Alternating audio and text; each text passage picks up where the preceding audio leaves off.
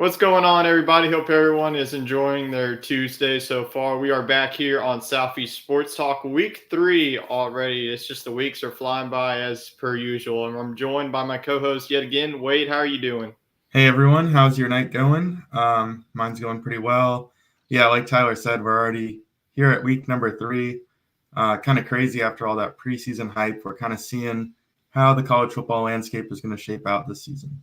Yeah, especially with the SEC. And let's get right to it. I mean, we had an absolute shakeup here in the AP top 25 poll here. If you remember from last week's show, A&M was the number 6 team, and now they're bringing up the rear for the SEC. But we do have a new number 1 team in the country, the Georgia Bulldogs, after their 33-0 rout of Samford. Number 2, Alabama dropped from number 1 to number 2 after their disappointing showing. Though they did get the win in Austin, they really look like an undisciplined team in Austin, Texas. So they dropped from 2, but I expect this team to get back to the number 1 spot. Number 9 is the Kentucky Wildcats. Wade, I just want to give you a moment here because this has been your team in the preseason that you've been hyping.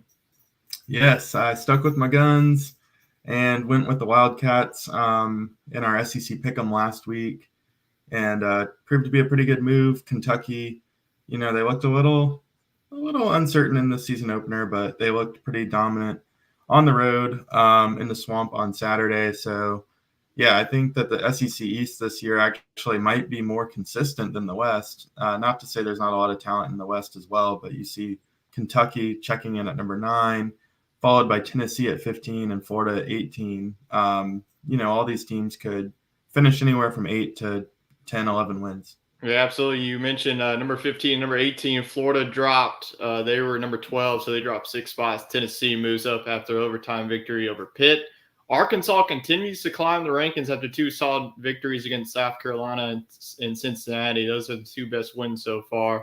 Number 20, Ole Miss. They really have been tested. They do get Georgia Tech in Atlanta, so that'll be their first test this week. And then obviously Texas A&M. We'll get to that game, one of the most surprising games this weekend. So those are the SEC teams this week and the AP poll. Obviously, that will change. Just a reminder, if y'all have any questions, feel free to leave us a comment. We usually we'll do answering questions segment at the end, but actually we're going to, now that we have this platform here, the comments come to us. So whenever we get the comment, we'll definitely pop it up on the screen and answer it on the spot. So fire away with what you got. On the spot answers. Yeah, absolutely. We're all about delivery. that. All right, let's get to some SEC fantasy that is presented by our first sponsor of the show, Buffalo Bayou Brewing Company, down there in Chet's Land in Houston. If you're all around the Houston area, definitely go check them out. They definitely have a wide variety of menu options, beer options, and Chet is going to be on the Delco Dive show testing out some beer. So if you want to see him test out some beers, maybe get a little tipsy while he's doing that, go check them out. You have to listen to Chet. Yeah, go check them out on Thursday night on Delco Dive for sure. All right, let's hop into some SEC fantasy. As always, here are the rules. If you play fantasy football, it's pretty much the same scenario. 1 quarterback, 1 running back, 1 wide receiver, and a defense. And as always, I'm going to call this a Wade rule here. We cannot pick the same player back-to-back weeks. To say that you have Bryce Young the first week, you can't pick him the second week to make it pretty even. All right, let's get into some SEC fantasy, and boy, was it a very low-scoring week it was. Yeah, not a good thing when your quarterback gets less than 100 yards. No. I went pretty much all in on Texas A&M this past weekend. I liked the matchup against Appalachian State after Appalachian State played a competitive week 1, but their defense was non-existent. Well, they showed up in a big way in College Station, and they actually picked up the win against Texas A&M, absolutely shutting down the Aggies offense. As you can see, Haynes Keen had a rough showing with just 97 yards. He'll probably find himself in a quarterback competition for the next few weeks, and we won't be seeing him anywhere near SEC fantasy.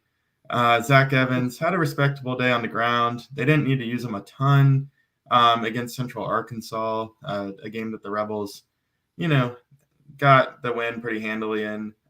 So for 53 yards for Evans, I'll take it. I was hoping for a little bit more and definitely needed it because Anais Smith also only had 21 yards because of, in part due to Haynes Keen's performance. But the Georgia defense did save me from going into the negatives. They had a stellar day, 128 yards. That's what you expect out of them. each and every week, kind of at this point, regardless of the opponent until they prove otherwise, because they just look dominant yet again this year. So anyways, I ended up in the positives at 43 yards, but that shouldn't win week number 2, and I'll show you why. It almost did because I really wasn't so too far away. Bryce Young struggled early on. He got these 213 yards in the second half, especially on that last drive leading to that Will Reichard field goal. Thanks, Bigsby. I thought that he was going to do way better than this, but 51 yards. He did score a touchdown against San Jose State. Auburn really struggled throughout the whole entire game. Kayshon Boutte, 42 yards. Well, I guess I should have figured out that Boutte was not even going to play throughout the first quarter because he only played one quarter because Southern was definitely no match for LSU on Saturday night. But 42 yards, it's nice to see him. He was definitely more involved in the LSU offense than he was in week 1 against Florida State. And Ole Miss defense did a good job against Central Arkansas, only allowed them 3 points and 233 yards. So that almost put me down there to where you are, but still got the week 2 victory, 73 yards. So disappointing week for both of us. Wade, you were lucky to not be in the negatives. You can thank Georgia defense for that, but hopefully we have better weeks coming ahead. So let's dive in now to our SEC Week 3 fantasy draft. And boy, do we have some gunslingers this week because, man, Wade is going with Hendon Hooker up against Akron, who Akron has just been awful on the defensive side. Yeah, I had to go with Hooker here. I kind of played around at quarterback last week with the matchups. And this week I'm going purely off talent. Hendon Hooker is a top 3 talent at quarterback in the SEC, and the stats prove it. So he should have ample opportunities to air it out against Akron. He probably won't have to play the complete game, but I think he'll go for over 250 yards and the time that he plays. Hopefully he can push for 300. I'm very high on Tennessee, so that's a good pick. I'm finally going to pick Stetson Bennett. I almost picked him last week, but I didn't think that he would play the full game against Samford. He didn't. He threw 300 yards past him. But now he gets an SEC opponent in South Carolina on the road, which South Carolina's defense just gave up 44 points to an Arkansas offense that can beat you the same way that Georgia is, and that's through the air. So I think that Stetson Bennett could have another 300-yard game. I think that Hooker could pretty much be the same. So I pretty much had to roll match here because I know that Hendon Hooker is going to have a big game. So I just had to go full reliable here and Stetson Bennett. So these are going to be 2 solid quarterbacks. I think that'll put up a lot of points. So I guess I forgot to put Raheem Sanders' school. He does go to Arkansas, but you're going to go with Mr. Sanders. I thought He's about his own team. I thought about going with him last weekend, but this weekend he gets a very favorable matchup against Bobby Petrino in Missouri State. That's interesting. Oh, wow. I didn't know that. I didn't know about that either until I tuned into OCSN Live just before the show. It's a homecoming. So he gets to come home and call the Hogs. Interesting storyline there for sure. But I'll take Raheem Sanders here, as you mentioned. He's been a workhorse back for Arkansas.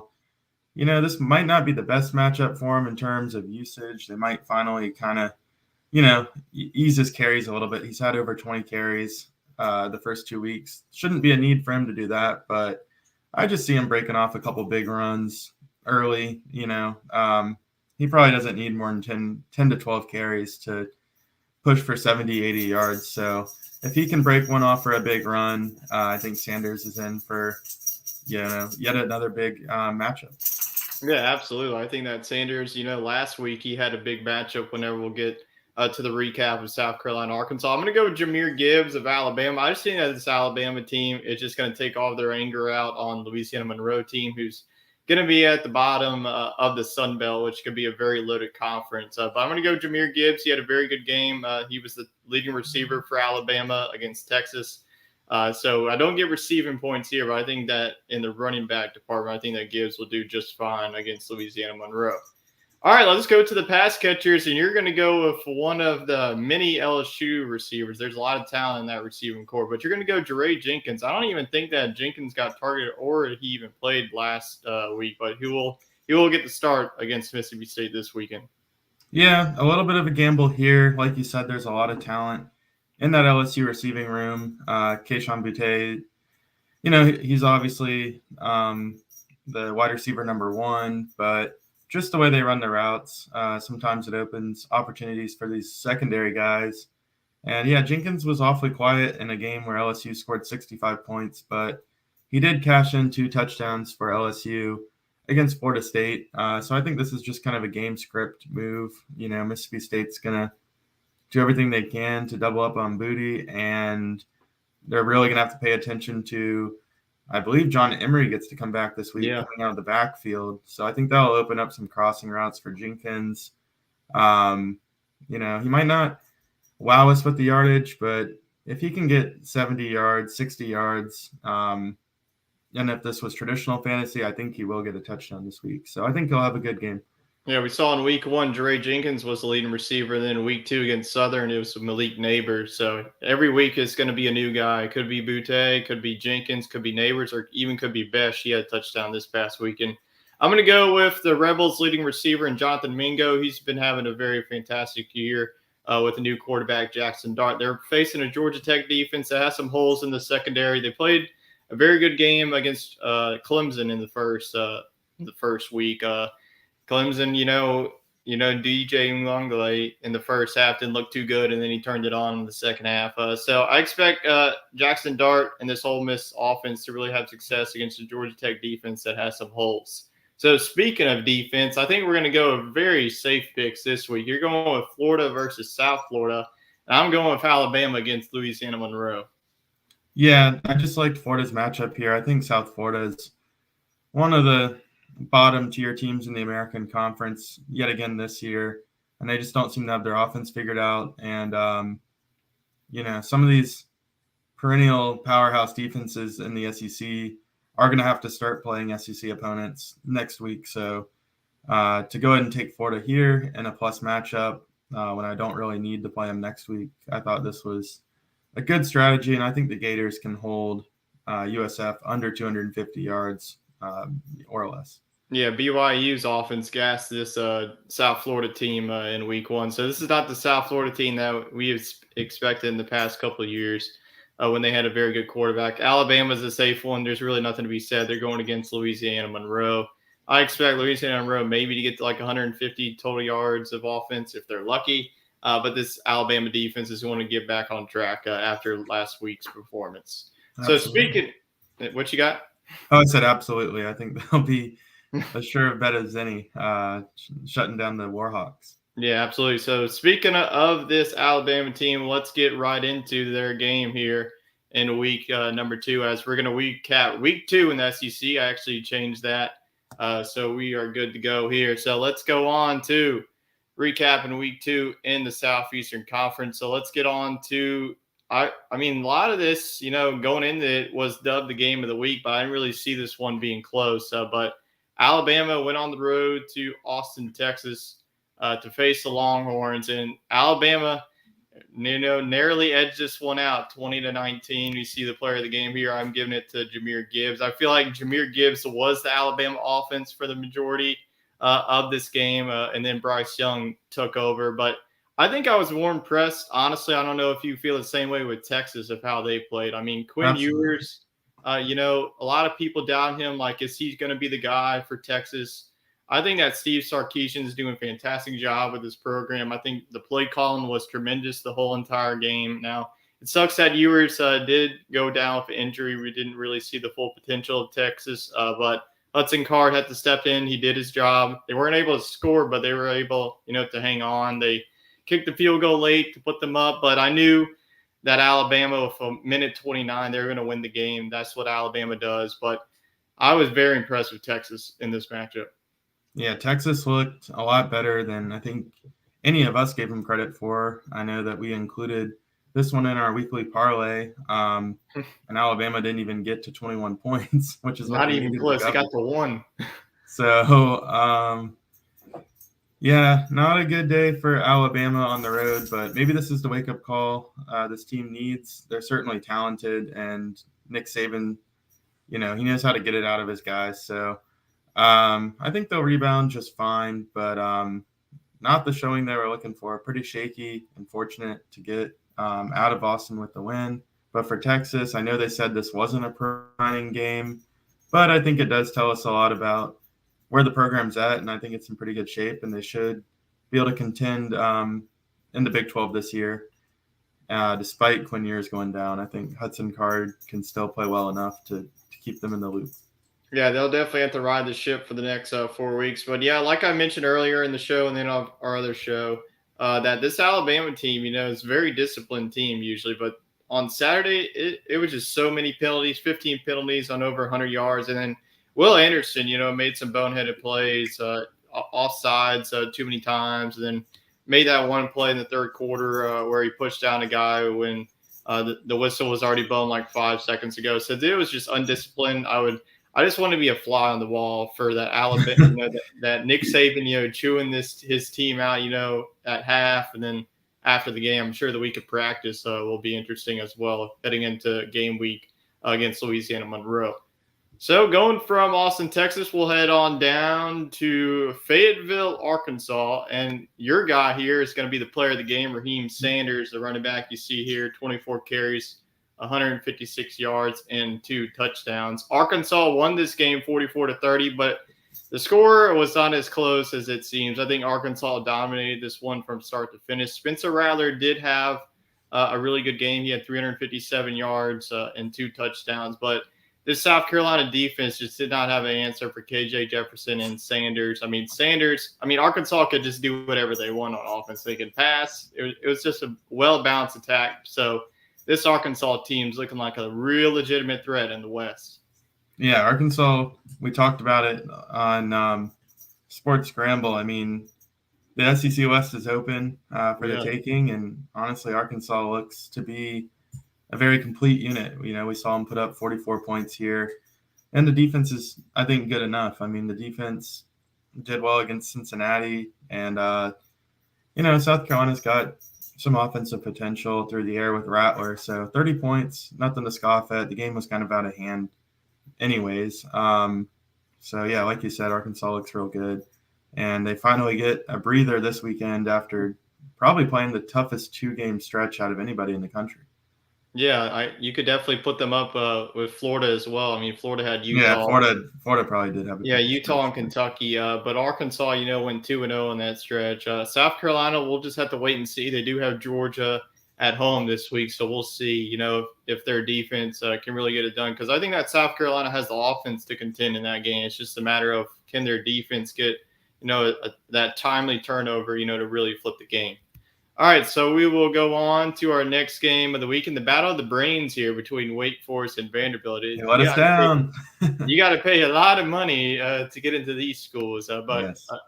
I know that Wade and I picked Vanderbilt to win in this matchup. It did not go so well for us as Wake Forest put up 45 points in Sam Hartman's return, as Wake Forest all of a sudden is definitely another threat in the ACC. I think that the ACC is another conference that's wide open as well. I know that Clemson has struggled in their first 2 games. They beat a Furman team like 35-12. That's they could have done better in that matchup. But Vanderbilt's side, I know that we showed them a lot of hype for the first 2 weeks, but it looks like that hype has subsided for at least this 1 week, as they had no sign of defense. It was just like the Vanderbilt of like last year's defense. They returned here in week number 3. We saw their defense struggle in the second half against Elon and continue here. So very impressed with Wake Forest, but very disappointed in Vanderbilt, especially their defense. Yeah, the Sam Hartman news kind of came out of nowhere, but yeah, good for him and good for Wake Forest. Certainly makes the ACC very competitive, and it was just the wrong news at the wrong time for Vanderbilt. They probably didn't scheme to play Sam Hartman, but I think talent just prevailed in this one. Wake Forest, preseason top 25 team, took care of business. But, for Vanderbilt, you just got to shake it off. You have a road game against Northern Illinois this week, and you can't, let the errors keep building on each other. You got to take care of business and go 3-1 in the non-conference, and then try to string together a few SEC wins. So season's not lost, but a little bit of a step back here for the Commodores. Yeah, it's a step back, but I think if they could win this week, then you go in 3-1 in the non-conference. I think that if you ask a Vanderbilt fan on the street that they would say, yes, we would take that before SEC play. And their first SEC game is none other than the Alabama Crimson Tide. So Oh boy. welcome to the SEC this year for Vanderbilt. So we'll see how that works for them. But definitely a very outstanding win for Wake Forest on the road.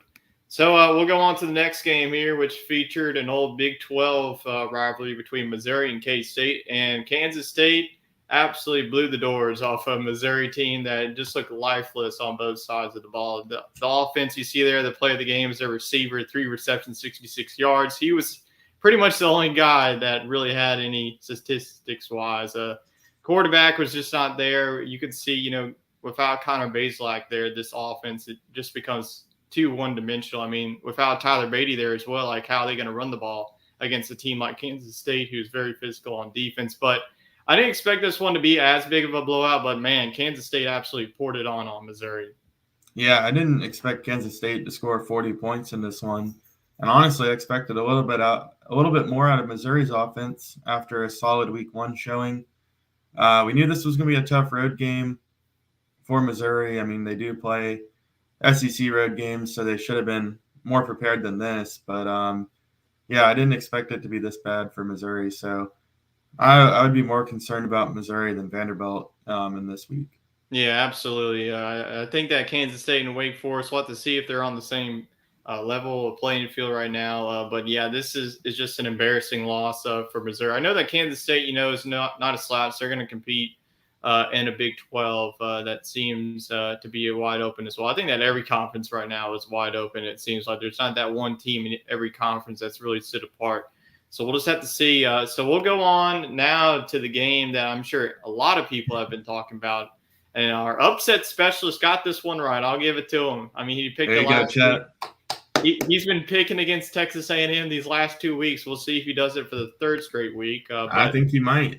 Yeah, he definitely might. Could already sense it. But you see there, player of the game, Devin A-Chain. He was pretty much the only offensive player to do anything the whole entire game. 1 touchdown on the ground, and then you see that the 95-yard kickoff return. So the man himself accounted for all of Texas A&M's points, but App State once again pulls off an upset. I mean, this is a school that you look at, like, why are people even scheduling this team anymore? You know that they're going to give you all that they can, and especially former ACC quarterback himself, Chase Bryce. I mean, he has the experience of playing in big games.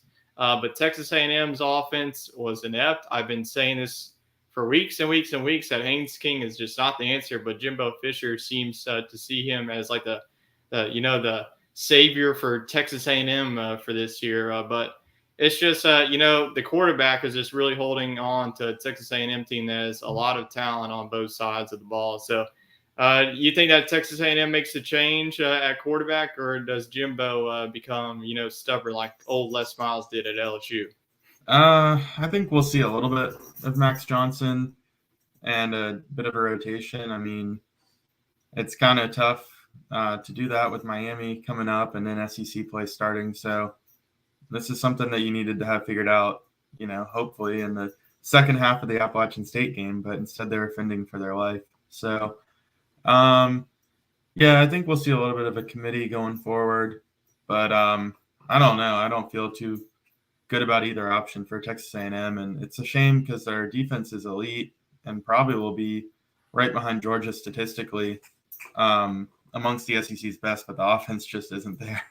Yeah, and another interesting thing that Appalachian State, their running back, they were able, to find some open holes. Their offensive line was really controlling. Like the App State dominated, the trenches. I mean, their defensive line, A-Chain, had a touchdown, but you see they're only 66 yards. If you hold A-Chain to under 100 yards, then Texas A&M is not going to win the game because they don't have the passing offense to beat you. So I got to give all the credit for App State, and good for College Game Day to go to Boone this weekend. Yeah, and their I like that pick too. Yeah, so it's good to see App State. I'm sure they got the spotlight for the upset that we all know about back in the day when they beat Michigan. I don't think it's as big of an upset as this, but it's definitely, if you can beat a top 10 team on the road, especially in front of 100,000 fans, and this is definitely a program changing win for App State. Yeah, they've been a very consistent program ever since they made the move up to the FBS level. But wins like this they're key because we're seeing the college football landscape change right in front of our eyes. So it wouldn't be that weird for a team from the Sun Belt to get a promotion to the American Conference, or if we go to 4 mega conferences regionally, they might be considered over a Wake Forest or a Duke for realignment, because they're consistently good, and they proved that this Saturday. Yeah, absolutely. Got to give credit to the Moe's Mountaineers, and we'll get to their game later on in the show. So let's go on to another good game. We had, all the slate in the SEC this past weekend has been some very good games. We had number 24 Tennessee go on the road to Pitt, and this finished in overtime, but Tennessee won this one 34-27. Player of the game for us is Cedric Tillman, the wide receiver. This man just knows how to put up some yardage, and he did just that. 162 yards on 9 receptions and a touchdown. Tennessee got off to a very slow start in this one. Pittsburgh got out to a blazing start. They were up 17-7. And then Tennessee, after the halftime break, they really poured it on. Pittsburgh, Keaton Slovis got injured, so the backup had to come in. So very unfortunate for Pittsburgh. But if you're a Pittsburgh fan, I would honestly take going 1-1. You beat your rival, West Virginia, and then you really battled for 4 quarters and more against a Tennessee team that could be a 9-win or a 10-win team at the end of the season. So if you're a Pitt fan, I know that this loss sucks, but I think Pitt could be, a team that could also compete in the ACC. But Tennessee side, a very good win to start off 3-0, and now you have Akron this week before you have to face the Florida Gators at home. So this could be a Tennessee team that can be undefeated going into October. Yeah, Tennessee, to me, should be ranked right up there with Arkansas and Kentucky. So it's good to see that they're moving up in the polls after this win over Pittsburgh. But, to me, this is a top 15 team, and they showed why. I know it took an overtime to win, but it was a road game, and Pittsburgh did beat Tennessee last year, so they were able to avenge that. So I don't see any red flags with this team. I think they're a pretty complete bunch. We'll have to see how they can hang, once they play a team like Alabama. That'll be a good a gauge. Yeah, I think that the only hole is the defense and secondary. I think that they allowed too many big plays in the first half, but they were able to make some adjustments. So if they can continue to do that, then this Tennessee team is going to be hard to beat, even if they face Georgia and Alabama later in the season. So speaking of the Georgia team, they had a little cupcake this week. We're not really going to spend much time on this. They're just handling their business. It's what they do now. They're the number 1 team in the country. 33-0. They didn't cover, which is very surprising. Usually Georgia wipes away these teams, but it looks like they were just going through their progressions and just not really showing too much before their road game against South Carolina. You see there, Stetson Bennett, 300 yards and 1 touchdown. Let's just move on to the next one. All of us knew that Georgia was going to win that game, but let's go to this. Our SEC game of the week last week was number 20 Kentucky. You picked them to win, and that's exactly what they did. 26. I can't really see the score there, though. See, it's a 16 there. So, honestly, Kentucky dominated this game. I don't know if you watched this. I don't know if you would agree. I was following it a little bit in the stands at the LSU game, and I saw Kentucky had jumped out to a lead, but I kept thinking that Florida offense was going to break through, and they just didn't. Yeah, Anthony Richardson, was under pressure pretty much throughout the whole entire game. Kentucky, defense, they had a pick 6. Their defense rose to the occasion, and that's what I wanted to see from Kentucky. If this defense can play like this every week, I think that this Kentucky team, could end up in Atlanta. It would not shock me at all, especially getting Chris Rodriguez back in October. You see there, Dane Key, the wide receiver for the Cats. He had 83 yards on 3 receptions, so he was a big playmaker for Kentucky. Will Levis didn't have too many yards. He did just enough for Kentucky to win this game, but that's what all he needs to do. He doesn't have to put up 400 yards a week. Kentucky, is a very balanced offense.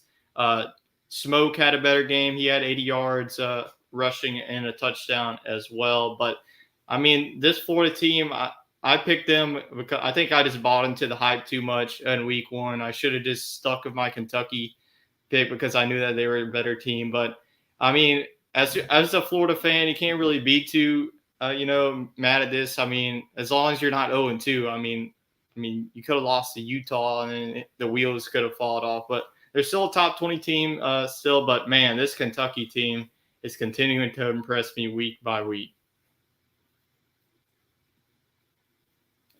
All right, let's go on to the next one. We have Central Arkansas at number 22, Ole Miss. It was not close in this one. Ole Miss has played Troy so far and then has not really played anybody other than Troy. Central Arkansas, is one of those teams in FCS that's really compete, but they didn't compete on Saturday in Oxford against Ole Miss. As Jackson Dart had 182 yards and 2 touchdowns, I think their top receiver, Mingo, had 100 yards, and then I think it was like their backup running back had like 100 yards as well. But yeah, this was just Ole Miss team handling their business. Really nothing else to be said as we will go on to the next game of the weekend, and that was the Battle of Baton Rouge here as LSU absolutely blew the doors off of the Southern Jaguars. LSU was up 37-0 after the first quarter. I don't think any LSU fan was expecting that, as LSU broke the school record of most points scored in a quarter of 37. You see there, Jaden Daniels, the man just continues to impress. 10 of 11, 137 yards, 3 touchdowns through the air, and then on the ground he had 3 carries, 18 yards, and a touchdown.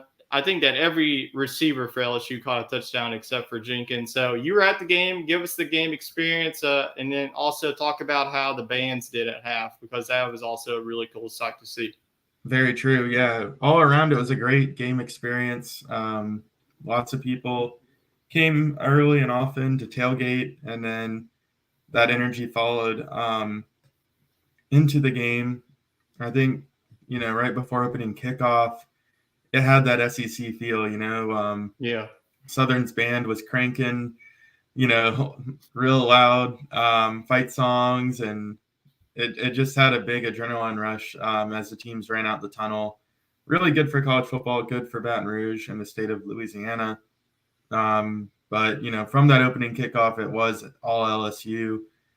Jaden Daniels was able to stay in the pocket a little bit more and stretch the field with his arm, but he's also so fast. I mean, I know that he gets kind of hated on sometimes for leaving the pocket right away, but when you're that fast, if you see a hole, I mean, he can turn that into 10 to 12 yards on first and second down, and there's not many guys that can do that in the SEC. I mean, he's as good of a runner to me as KJ Jefferson and Hendon Hooker. Those guys might be more of bruising runners, but this guy can flat out fly. So really cool to see that in person. LSU's defense played with a lot of energy and special teams, came up with a safety off a blocked punt. And I believe there was 5 fumbles. So sloppy football for Southern, but they did have a few nice plays and a couple drives towards the end. And the halftime show was phenomenal. I mean, I don't know if they had microphones on that band or what, but it was real loud. And LSU had a good show as well, and then they did a combined one. So all in all, a good game to be at. I think it kind of brought some energy back to this LSU team and the fans heading into a big week this week. Yeah, definitely a special game for the city of Baton Rouge. This was the first meeting between these two schools. And if you don't know about about Southern's only like 11 miles away from LSU's main campus. So, and they had never played. Yeah, they have never played. So this was also the first time that LSU faced the HBCU. So that's also a big note in the history department. But yeah, I mean, you talked about Jane Daniels. If he finds a hole, he's gonna take off, because I think I heard somewhere he had, like, his top speed is like 21 miles per hour. So that man can fly. And if he finds an open hole, I mean, I'm not going to complain if you're an LSU fan. You want him to take off when he can, especially. But whenever you have the open receivers, you definitely got to make the throws. And that's exactly what he did on Saturday night. So we'll head to the Plains now as Auburn faced off against San Jose State. The score was very close in this game. Auburn won 24-16. You see there, Tank Bigsby had 51 yards on 13 carries and a touchdown to be our player of the game for this one. And Auburn, I don't know about this team. I mean, the first week they blow out Mercer team that put up 66 points against another FCS school, and then they come at home and then just continue to be sloppy on both sides of the ball. I mean, more on the offensive side. I think you're expected to score more than 24 points against San Jose State team. That's not one of the best teams in the Mountain West. That's Air Force and Fresno State. But what are your thoughts here? Because they got a big game coming up, and they got to get their offense working, or they're going to be, having their first loss coming up. Yeah, the defense looks good, but the offense is pretty unaspiring. I still don't think they have their answer at quarterback quite yet, and a home game against Penn State's not the time to figure that out. So we'll have to see what the potential is for this Auburn team. For me, it's kind of hard to distinguish between where Auburn, LSU, and Mississippi State are going to end up in the standings. And now with Texas A&M kind of showing their inability to play offense, they might even fall into that grouping. Yeah. So right now, I honestly, I think Auburn could finish at the bottom of the SEC West, but they are 2-0, and Penn State is a good football team, but they are beatable. So Auburn has a good chance to really make a statement this week. And after we watch LSU and Mississippi State play as well, I think I'll have a lot more clarity about how the teams will finish, in that 4-7 range in the West. Yeah, we'll definitely know more about these, how these, teams will stack up. We saw Alabama, how they'll stack up against Texas. And then now we'll see Auburn, how they do against a formidable opponent in Penn State who could compete in the Big Ten East this week. So, yeah, this week and the upcoming weeks are really going to, shake up how the SEC standings finish out in the year. So then we face off now against Mississippi State and Arizona. For State fans, this was a late game for them to stay up. This was a 10 o'clock kickoff Central Time, so this game did not end until 1 o'clock. I tried to stay up for this one, but at halftime I dozed off. Couldn't hang in there, but Mississippi State's offense did not doze off in this one as they put up 39 points against Arizona. Arizona did win in week 1 against San Diego State. They put up 38 points, but they were just no match. Their defense and the air raid just couldn't have any answers in the second half. I mean, Mississippi State and Will Rogers, you see there, 39 and 49 pass attempts. That's just a regular day for Will Rogers, 313 yards and 4 touchdowns. I think if he continues to put up that number, it's going to be hard for anyone to not be SEC Player of the Year alongside him. But very impressive Mississippi State for the first 2 games between Memphis and Arizona, handling their business against teams that will probably finish in the middle of their conferences. Yeah, I think this Mississippi State offense is elite, and it's a good time to have that offense because some of these other traditional powerhouse offenses are a little sluggish right now. So that offense alone, I can tell you right now, will lead to wins over Auburn. And right now, I would say Texas A&M. I'm still torn on the LSU game this weekend. If they can put up 40 on LSU, I think the sky's the limit for this Mississippi State school. I don't know, but they're a team that going into the year I wasn't too high on, but I think the offense can go a long way in this conference. Yeah, absolutely. I think, with the air raid, it's tough. It's what's coming to you as your defense, but it's tough to game plan that because you only get 3 days or 4 days. It's tiring. Yeah, it's just puzzling to defend. So I would hate to be a defensive coordinator trying to defend against this Mississippi State air raid attack. So that is the week 2 game recaps. We'll see how we did in the pick'em results. And Wade, you actually took the cake in this one. You went 13-3. You picked up some games on us. Chet, our upset specialist, went 12-4. It's very surprising with his App State pick that he finished second, but he did. I think he picked Iowa. You were the only one to pick Iowa State. Iowa State and Kentucky got me. We were done for picking Iowa once again, and I finished third, which doesn't happen very often, but it happened in week 2, 11-5, but still respectable. As long as we finish way up there, way over 500, then I'm very content with that. So with week 2 behind us, let's go turn our attention to week 3 with our week 3 games and pick'em is presented by Norse Beards. You can head on over to www.norsebeards.com and use promo code OCS for 25% off your Beardsman products. You can have a luscious beard of any sort with this. So head on over to the Norse Beard. So let's go to week 3 games and pick them. And we're going to start with the first game. We have a conference game at high noon here on Saturday between number 1 Georgia, the number 1 team in the land, heads to Williams-Brice. Sandstorm is going to be rocking, and I'm sure it's going to be another sellout crowd as South Carolina will welcome home Georgia. So do you have South Carolina pulling off the upset, or you have Georgia cruising on? Well, I know South Carolina fans were really hoping for a night game against Georgia, get to try out the new sound system and garnet and black lights. But unfortunately, it is a noon kickoff. They can use that to their advantage, though. They might catch Georgia napping. South Carolina won a noon game against Georgia on the road 3 years ago. But that was before Georgia became the kingpin of college football, and they are not going to lose to South Carolina this week. I think Georgia could make a statement in this one. I'm going to go ahead and say their less than a touchdown streak continues. I'm going to take Georgia in this one, 38-7. All right, so you have South Carolina putting up 7.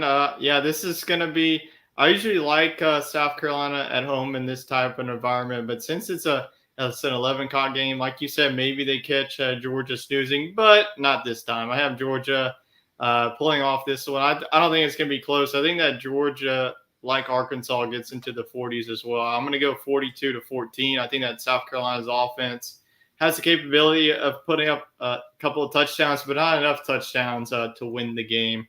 I just think that South Carolina's defense, I was hoping that, they would prove me wrong in week 2, but they didn't. It's just the same South Carolina defense we saw last year. But we'll have to see. I mean, I think that their offense definitely has the potential and the firepower, but I just don't see it. But our upset specialist does. He's going with the Gamecocks in this one. This is very bold, as Georgia is a 21.5-point favorite. So this would be a major upset.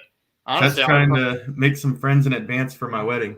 I would probably put this upset above App State over Texas A&M. This would just shake up the college football landscape if South Carolina pulls this off. So we will see if our upset specialist goes 2 for 2 in his upset picks.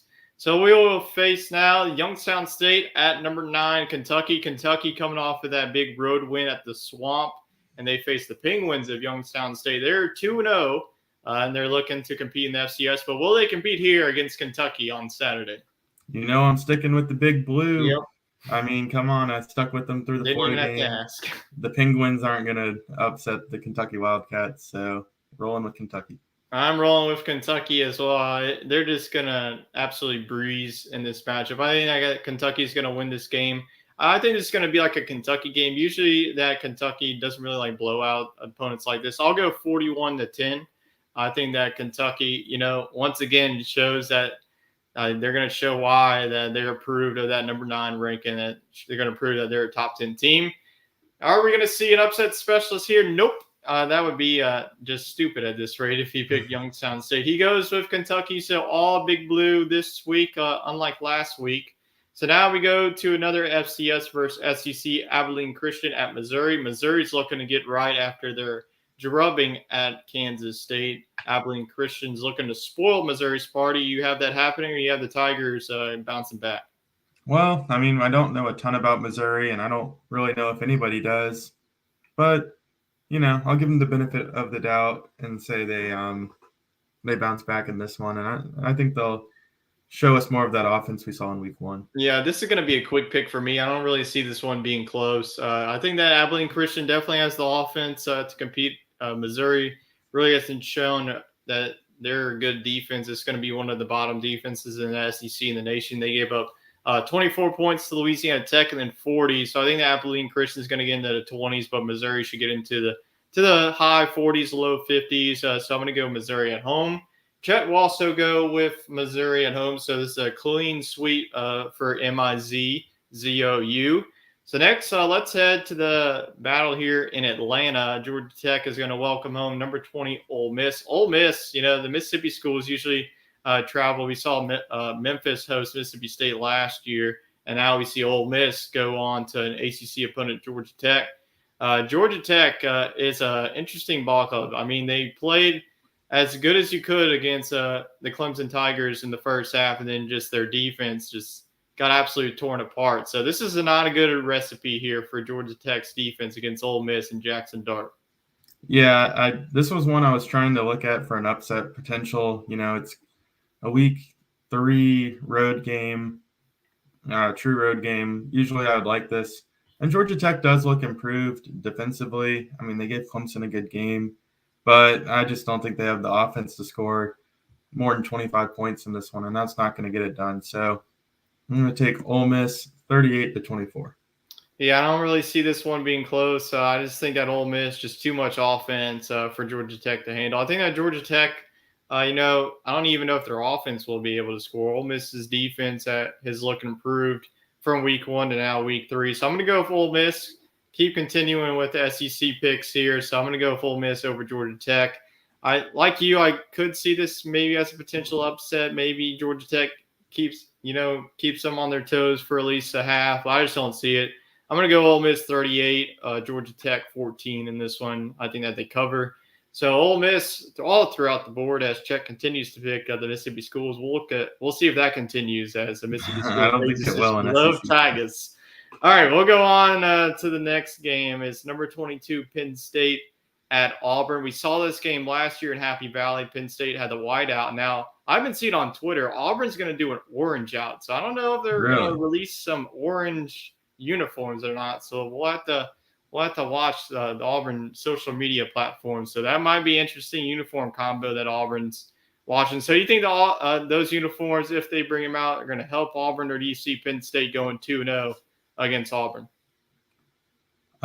This one's tough. I'd like to see Auburn pull this one off. I think Penn State is beatable. I think Auburn is probably just as good as Purdue, maybe a little bit less offensively, but we saw Purdue give Penn State a good game.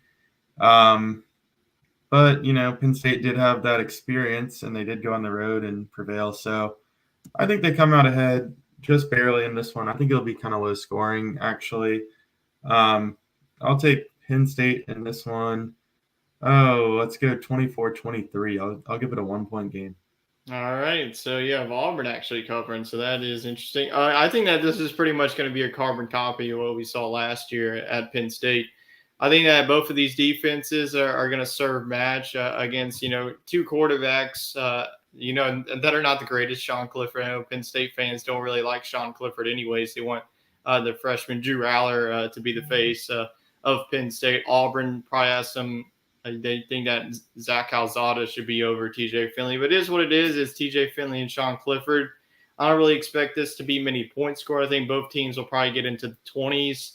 I think that the winner will probably get into the 20s like last year. I'll go Penn State in this one. I'll go 21-14.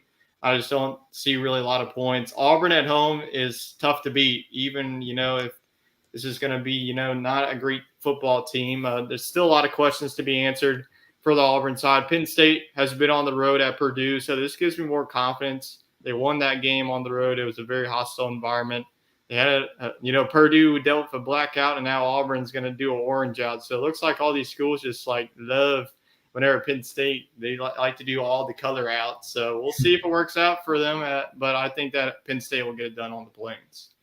Let's see if Chet goes with the SEC. Oh, he does not. He goes with the Big Ten. So I don't know if this is good for Penn State and Mr. Jacob for us all going Penn State. It could go topsy-turvy, but we will see as this is the CBS game of the week at 2:30.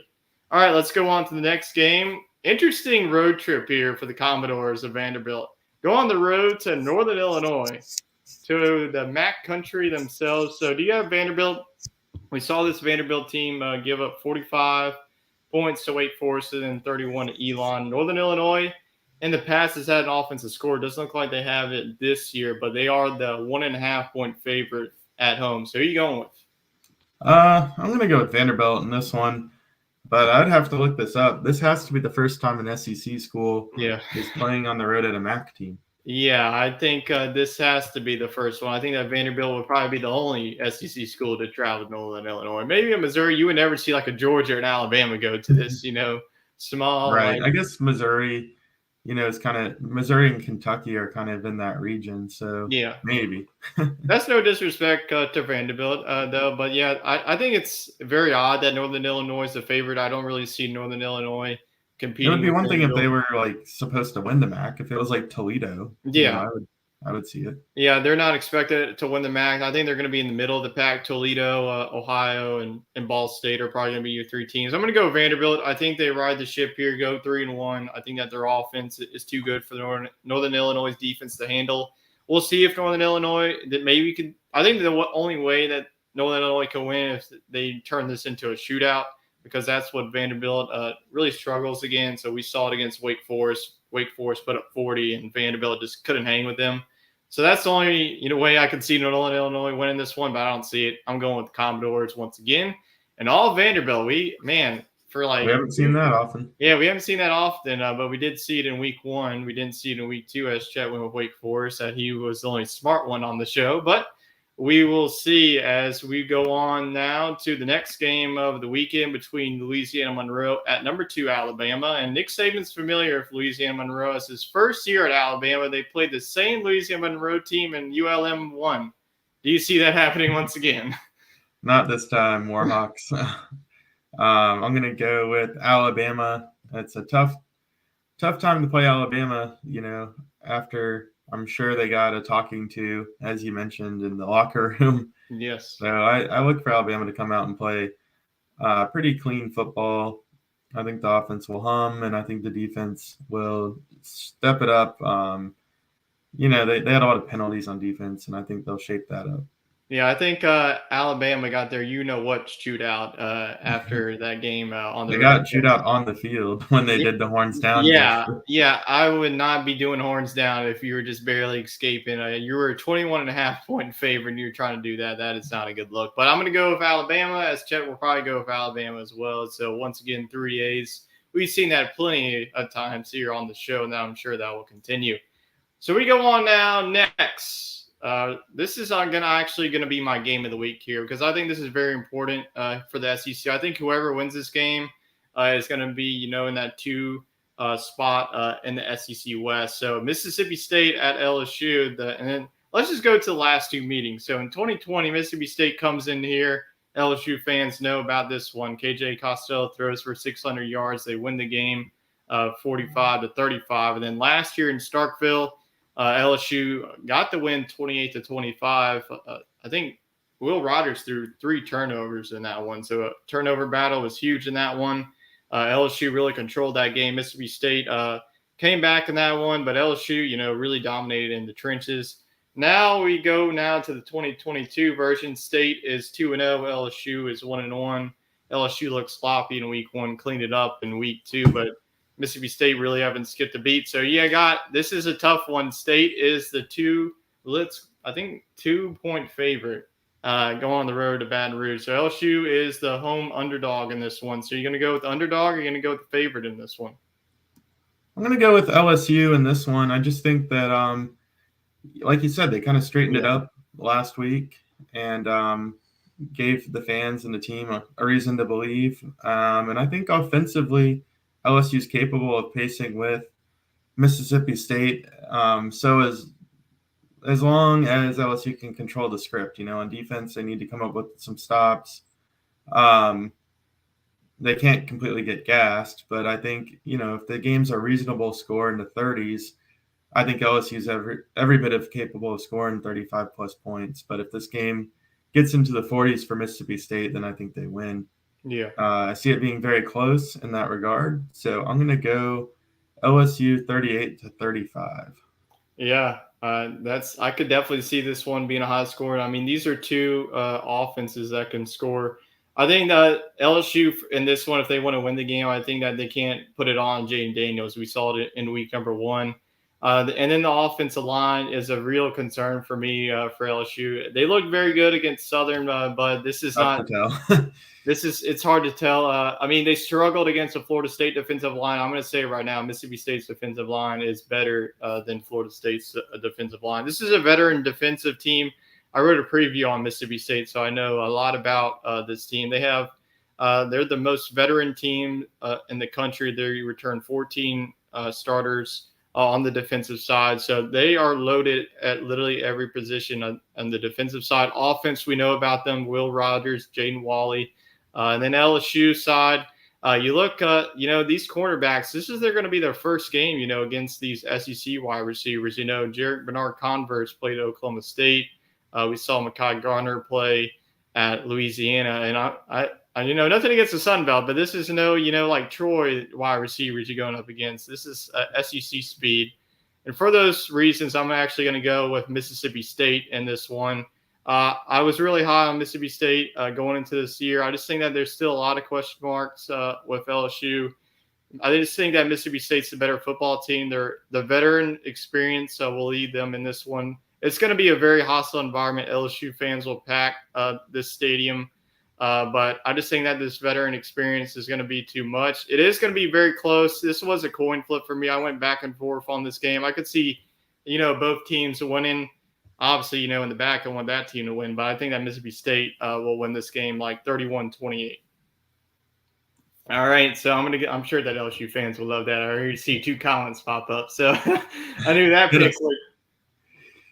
But I just try to be realistic on the show, to be honest with you. I'm not going to be biased at all. I know that, you see it, all the fans see it. I have LSU fans. We love LSU on this show, but you just got to be realistic sometimes. I just think that, the holes at LSU I saw in week 1, obviously they got it better, but that was Southern. So obviously Chet's going to go with the Tigers in this one. Let's just look at the comments, because we have like 3 comments after I just picked the state. So let's see. I'm sure they're from let's see.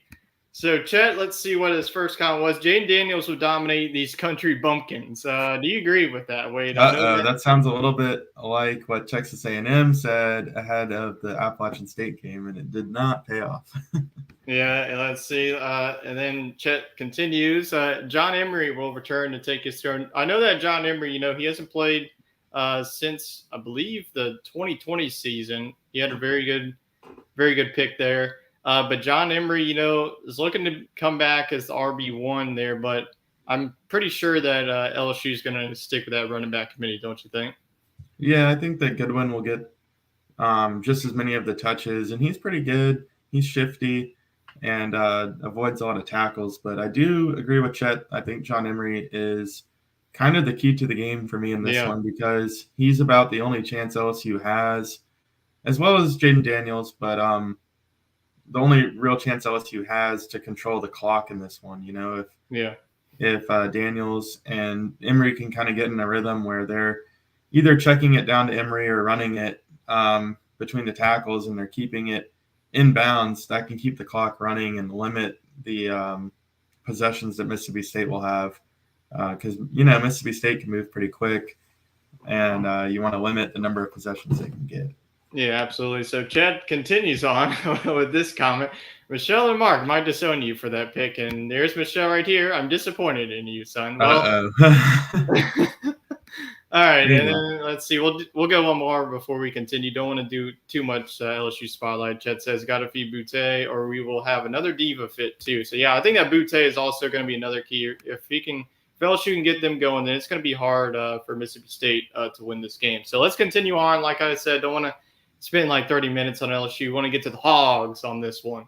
So speaking of those Hogs, we'll do, like we said, the storyline. Bobby Petrino faces Arkansas once again. So I think that Arkansas players, they probably don't know anything about Bobby Petrino. I'm sure they do, but they obviously weren't there. But do you have Arkansas handling their business once again? Obviously, they're doing a step down from their other 2 opponents they faced with South Carolina and Cincinnati. Yeah, I think Arkansas gets a breather in this one. Should be able to be pretty basic on offense and still win by a lot. Missouri State is 2-0, but Arkansas looks pretty good. Woo pig in this one. I think that this is going to be a blowout. Sorry, Missouri State and Bobby Petrino. Arkansas is going to send you packing like they did way back then. So, all right, let's go on to the next game. It actually is now Akron at 15, Tennessee.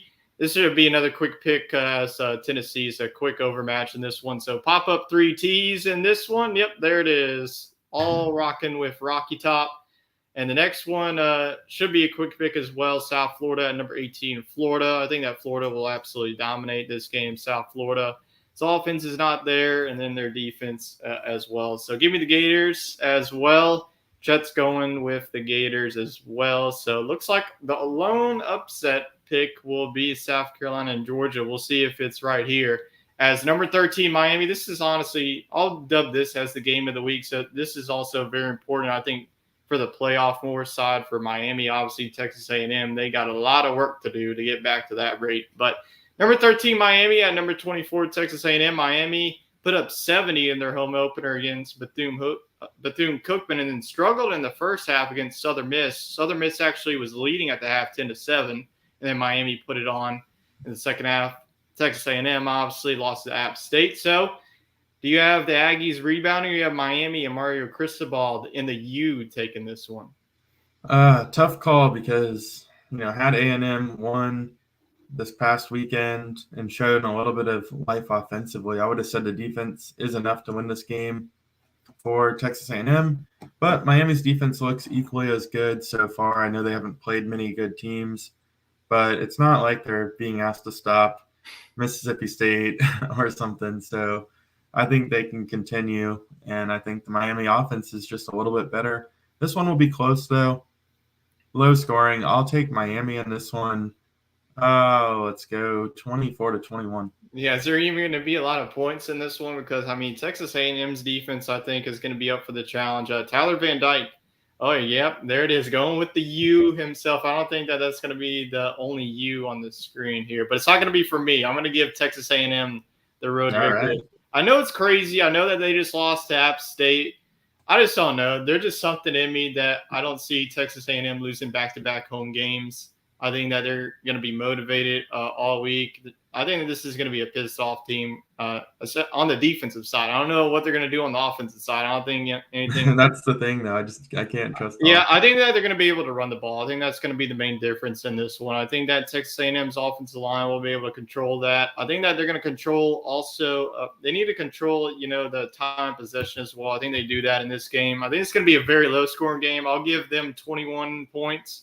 Somehow, some way, they scored 14 against App State defense, which was really good. Miami, Southern Miss, showed a recipe. They fed their running backs early. I think that Texas A&M is going to do that. So I'll give them one more shot. Why not? But if they lose, I don't know if I'm going to pick A&M ever again, especially if they put up only like 7 points against Miami. But Miami, this was a team I was high on as well, but I'm going to go with A&M at home. Don't know why. I guess I'll trust the 12th man. Chet obviously is going to go with the U, so I'll take it. I'll be the lone Aggie. Yeah, it's a chance for you to get a game back. Yeah, chance for me to get 2 games with the state pick and the A&M pick. I'm sure that a lot of people are probably baffled at that. I'm usually, like the genius of this show, and I went with Texas A&M. It just looks like an odd pick, but it's at home. It's at night at 8 o'clock. It's like a late game for A&M, so – the last time that they had a late game like that, they upset Alabama. So maybe there's more magic this week. We will see. So that's the SEC games in week number 3. So let's no upset alert in this one. The only upset alert was by Chet, Georgia on upset alert. We did pick y'all picked LSU, but I don't really see Mississippi State. That's more of a toss-up. That's more of an upset to me, but. And then Texas A&M is the favorite, so y'all pick Miami, but Miami's higher in the rankings. So no upsets, but we'll look outside SEC, presented by Righteous Felon Craft Jerky. Our host of Sports Scramble, Chet, devours that. He got a couple of that. We'll have to get some as well. But if you want to get some beef jerky, you can head over to www.righteousfelon.com and use promo code OCSN for 15% off. The best beef jerky around, and that is no lie. All right, let's go on to the top games outside the SEC. And, man, BYU has a gauntlet of a schedule. They get Baylor one week, and then they get Oregon on the road. So who you got? Well, this would be a tough travel for BYU up to the Pacific Northwest, but they just look like the better football team to me. If they can beat Baylor, they can beat Oregon, regardless of the environment. To me, Oregon just isn't there yet this year. Head coaching change with Dan Lanning. It might take a little bit for them to be back in the elite conversation west. Yeah, Oregon did get back on track last week. They put up 70 points against Eastern Washington. That was Cooper Kupp's school. I'm sure, you have him on your fantasy team, so I know that you know about Eastern Washington and Cooper Kupp. Red turf. But yeah, this is always a tough one. I usually don't pick against Oregon at home, but I am. BYU showed me a lot against Baylor. Baylor was a team that I'm sure all of us were high on in the Big 12, had hopes of them maybe repeating. Dave Aranda is one of the best young head coaches in the land, but I think that BYU, coming off of that, we'll see how their emotions are. Can't really get too high as you have Oregon on the road with Bo Nix, but I think that BYU's defense showed a lot to me. Their offense can put up points. I don't know if Oregon's defense will be ready for it. So I think that BYU wins this one. It'll be close. I don't think that it's going to be like a Georgia-Oregon game we saw in week 1. But I'll go with BYU, go with the Cougs on the road. Jet's going to go with BYU in this one. So all picking the Cougars in this one over the Ducks. All right, let's go on to the next one. And this is the college game day game right here is Troy at Appalachian State. This is a big one in the Sun Belt. Both teams are 1-1. Obviously, App State with the big win last week. So you had the Mountaineers and Chase Bryce get in the win in front of all of the analysts at College Game Day. I do. They stole College Game Day probably away from Texas A&M and earned it. So, yeah, there's no way that they lose to Troy after beating A&M and having all the hype of game day here. I think that that alone will push them to a win. Yeah, I think that App State, usually I say, oh, yeah, this team has a big win. They're going to be, low, coming off the gate slow. But I think that they know that College Game Day is coming, and they're going to want to prove it to the nation that they are for real. I think that App State gets the job done. I don't really see this one being close. This App State team beat the same Troy team 45-7 last year. So I don't think it's going to be that big. I think it's going to be like 38-14. App State has the offense to put up points. Troy won't have an answer. So I'll go with App State. I can't pick against them anymore. They're too good of a school. I love this team, App State. It's just a university that you can root for in college football. They're just a team of destiny. Jet's going to go and stick with App State. I feel like we should just name this the upset specialist school for Chet. This is like his school. We've had him on the first 3 weeks.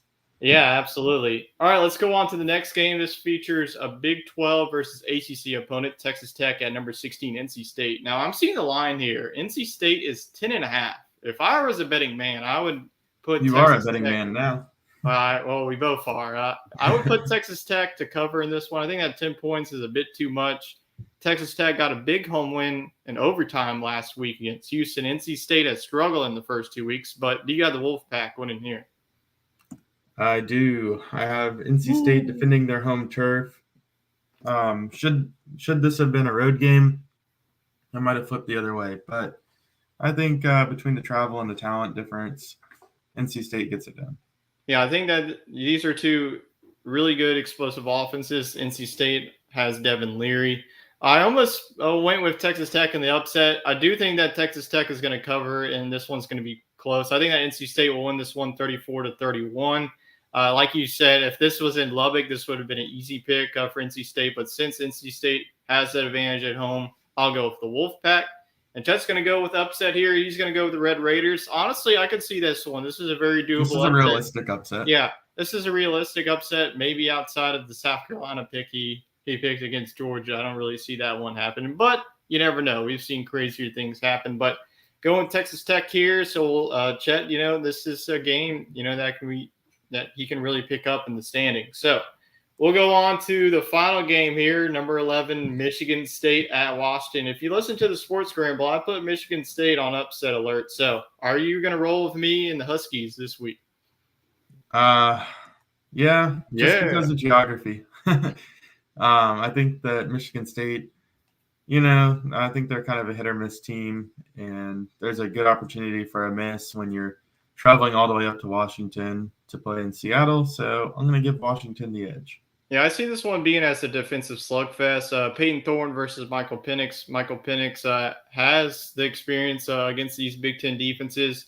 This is a tough road trip, and it's a tough environment. It gets loud in Husky Stadium. They have a record for the loudest stadium, college football stadium. Arrowhead has the loudest NFL stadium. I'm going to go with the Huskies. I put them on upset alert for a reason, so I'm not going away from it. I'm going to go with the Huskies. So 2 duds for us, and Chet's going to go with the Spartans. Wow, I want to be a upset specialist for nothing, not even picking the upset. But honestly, I'd rather that. I wanted to have not all Washington. usually that doesn't work out for us. So it's good that Chet picked Michigan State. So we're all not on Washington. All right. Well, we do have 2 more comments before we get to the hot topics. Let's go ahead and pull those up. It's probably, it's from our upset specialist himself. App State, baby. First upset pick from the specialist is a big one. Yes, it is. Honestly, if South Carolina beats Georgia, I think that tops that one. And then saw a headline on Johnson maybe starting. That's interesting. So maybe my Texas A&M pick might be looking better if Max Johnson starts. We'll have to see. Yeah, maybe a little jolt of energy there. Yeah. All right. Hot topics time. The first of 4 questions I got for you. The first one, we talked about this on our other show. Is the SEC West race wide open? I think it is. I think that it's as balanced as we've seen. Alabama probably will still take the cake, but I think that this could be a year for a team to make the jump. We thought it was going to be Texas A&M, right there behind them, but all of a sudden Arkansas looks like the biggest threat, and we'll learn a lot about Mississippi State and Ole Miss in weeks to come. Yeah, I think that Arkansas is definitely the biggest threat to Alabama right now. I'll have to hold off, like you said, for Mississippi State. And, maybe, as bad as LSU looked in week 1, if they get, this weekend win against Mississippi State, I think the schedule really sets up nicely. You get into Mexico, and then you have Auburn on the road. That's going to be a tough environment. And then you have, Tennessee at home. I mean, I think their schedule really sets up nicely. They get, most of the majority of their tough games at home. So, maybe LSU can turn the tide. I'm not saying that they can win the SEC West. I think it's still a rebuilding year, but you never know. It's college football, and that's why we love it. And then the next one, the next question we got, well, not really a question, is just something happening. Kentucky, Chris Rodriguez, their running back, is going to be cleared to return October 1st. And it's a big game on October 1st. This is when they have another SEC game on the road. This is going to be their second road game in the SEC against Ole Miss. So they're definitely going to need Chris Rodriguez Jr. back against Ole Miss defense that's a pesky bunch and offense that can score on you. So this is very big for a Kentucky team that's already proven that they're worthy. So this is big news for Kentucky. Yeah, right. Definitely is big news for Kentucky. I mean, Cavazier Smoke, he's getting the job done, but Chris Rodriguez is a top 3 or 4 running back in the SEC. So getting him into the fold against Ole Miss, I mean, that's a game that really determines their future. Yeah. So the next question, I was seeing this headline coming up. Is it time to panic in College Station yet? And is the time ticking for Jimbo? I mean, is he giving them a return on the investment? I don't think so. I mean, they're relevant at football, and they're not a bad team. They're consistent, but that's not what you're paying a guy almost $10 million annually to do. So it just depends. I mean, I wouldn't say the attitude around this team's any different than years past, but the better and better they recruit and the less change in results that we see, I mean, I think that maybe there'll be some frustration. This is kind of the first time we've seen them lose a game that they really shouldn't have.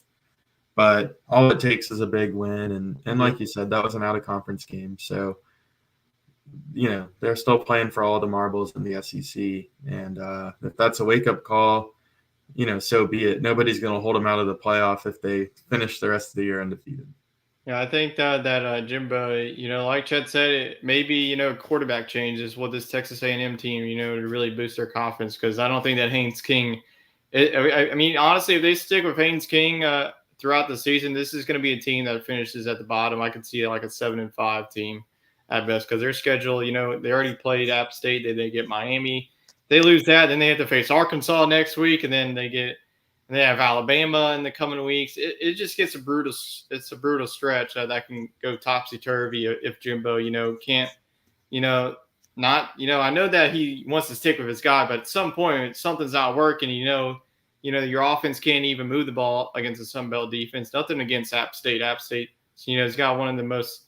I mean, just look at App State in week 1. They gave up 63 points to North Carolina, and then Texas A&M comes in here and then it only puts up 14. So, it's comparing apple oranges, but I think that at least quarterback needs to change in College Station, because, like I mentioned, I mean, it is the number one recruiting class. You do have talent, but you don't have the talent quarterback right now. So I don't know if Max Johnson, can really give you like that Heisman Trophy winning boost like Manziel did back in the day. But we'll see. Just something needs to change in Texas A&M for sure.